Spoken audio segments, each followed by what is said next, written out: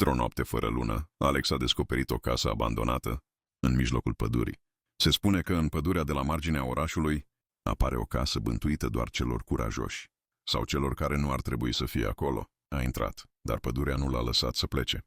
Pașii lui Alex se pierduseră în ceață. Ceva nu era în regulă. A început să simtă o prezență, dar nu era nimeni acolo.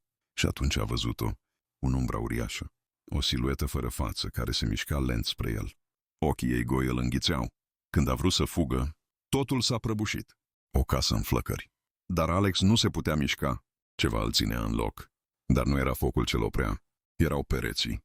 Când a încercat să iasă, pereții casei l-au adus înapoi. Era prizonier într-o buclă.